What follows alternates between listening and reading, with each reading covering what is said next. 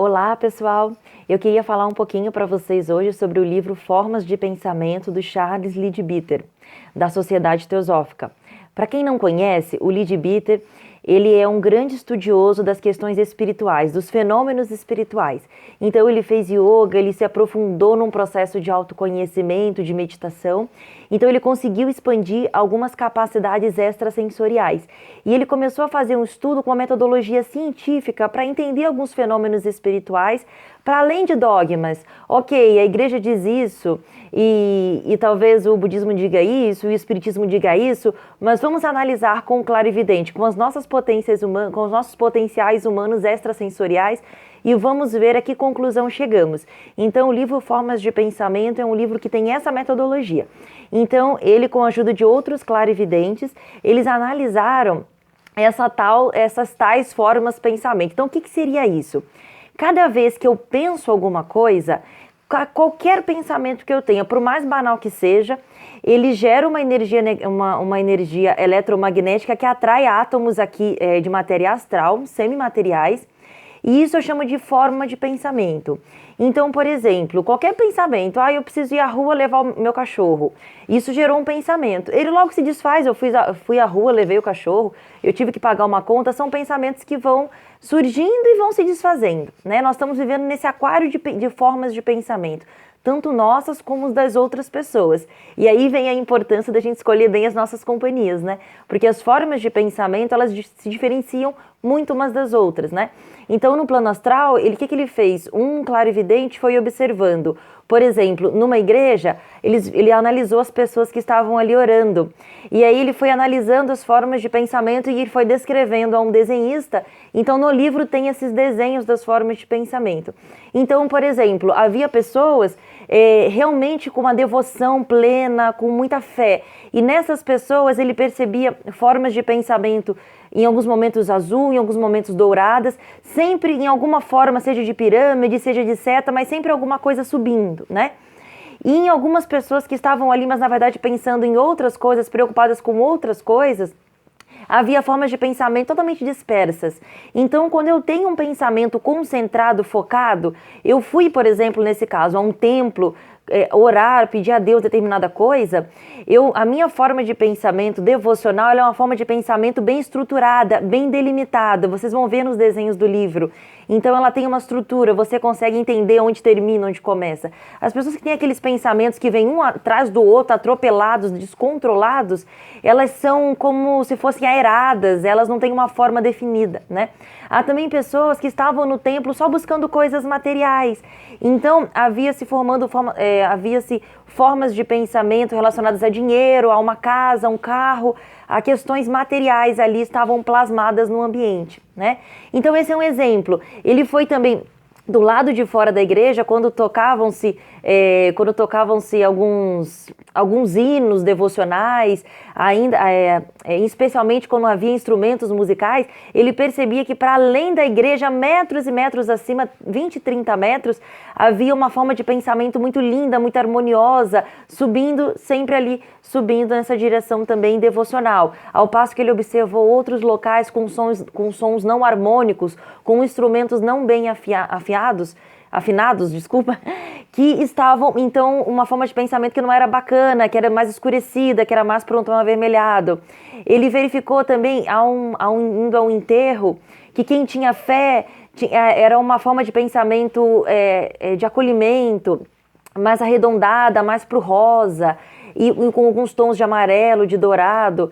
Já uma pessoa que não tinha fé, a forma de pensamento que havia perto dessas pessoas, que achavam que com a morte tudo termina, que não foi justo o que aconteceu, nessas pessoas eram formas de pensamento cinzas, formas de pensamento escuras, algumas com formas de machado, de punhal, desculpa. Então, ele foi observando, conforme a nossa reação a determinados eventos, a forma de pensamento que nós geramos. Então, o livro traz muito didaticamente essa observação de formas de pensamento em vários momentos, conforme a nossa intenção.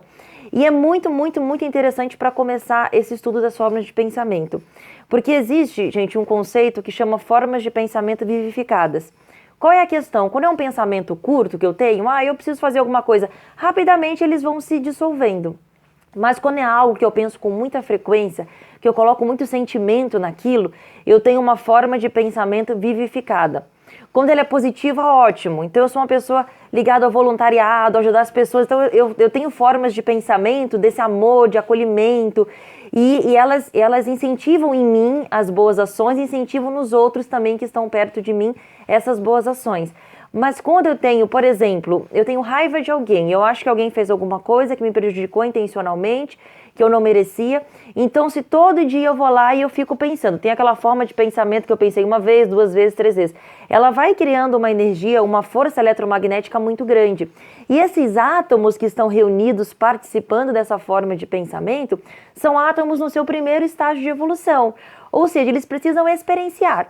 Se a energia que os uniu foi a energia da raiva que veio de você, ok, é uma maneira de experiência para ele.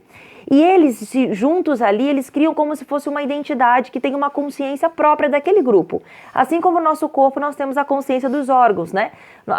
Cada célula nossa tem uma consciência. Quando as células todas se juntam e resolvem que vão ser um fígado, resolvem no modo de dizer, né? Quando elas se juntam para ser um fígado, elas têm ali uma consciência hepática, certo? Então você tem a consciência de cada célula, você tem a consciência de cada órgão, você tem a consciência total do corpo, tudo são níveis de consciência. Então numa energia dessa, numa forma de pensamento vivificada, você tem essa energia, essa consciência em separado daquela coisa que você emite sempre com frequência. Vamos dizer que é uma raiva em relação a alguém. Aquela energia da raiva, ela vai para aquela pessoa, sim. E, enfim, pode ser que encontre a pessoa com um astral muito bom e aí ele não consiga fazer muita coisa e volte para você, ou possa ser também que encontre a pessoa com um astral ruim e que parte da energia negativa gerada nela descarregue naquela pessoa, mas independente do que acontecer com outra pessoa, aquilo vai voltar para você. E vai voltar, enquanto ela está voltando para você, ela vai adquirindo velocidade, no caminho ela vai puxando eletromagneticamente outras formas de pensamento naquele mesmo nível, portanto ela vem potencializada. Então quando eu digo para alguém que quando eu tenho mágoa, quando eu tenho vingança, o primeiro prejudicado sou eu, a gente tem uma comprovação de um caráter mais científico do porquê realmente o mais prejudicado é você. Não é somente um dogma, a gente percebe que isso acontece, clarividentes veem isso e comprovam isso pra gente. Essas formas de pensamento vivificadas, elas fazem esforço para continuar vivendo, porque elas sabem que elas vivem do seu pensamento. Você precisa alimentar elas com o pensamento. Essa é a ração diária delas. Então, elas vêm até você e incitam você a pensar naquele mesmo pensamento que as criou. Então, vingança, vamos lá, é verdade, olha, aquela pessoa não podia ter feito isso, que absurdo, como será que aquela pessoa está agora? Será que ela está no bem bom e você sofrendo? E aquilo vai indo para você. E aí você começa a pensar.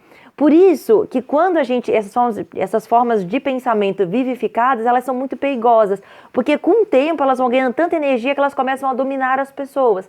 Essa é a raiz de alguns hábitos de má alimentação, de alguns hábitos de fumar, alguns hábitos de beber, que chega uma hora que a pessoa precisa realmente de ajuda para isso.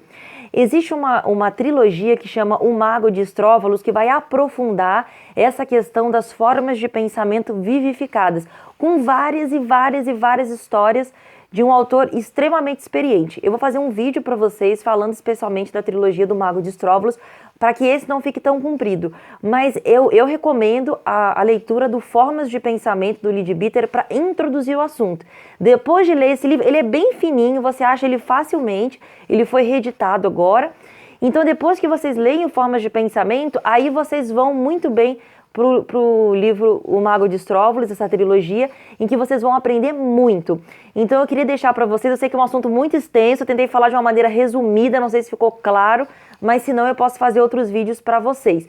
Mas eu queria que vocês entendessem, porque a gente fala muito de reforma íntima, muito de comportamento, mas quando a gente aprofunda um pouquinho o nosso conhecimento sobre as formas de pensamento e como elas atuam sobre nós e sobre os outros, aí a gente vê realmente a importância de algumas questões e a gente até bate com algumas questões do Evangelho de Jesus, algumas recomendações budistas, as recomendações de Kardec, não há discordância entre nada quando a gente entende o fundamento dessas questões. Era essa a dica que eu queria deixar para vocês hoje, qualquer dúvida eu estou à disposição para responder, tá bom? Obrigada!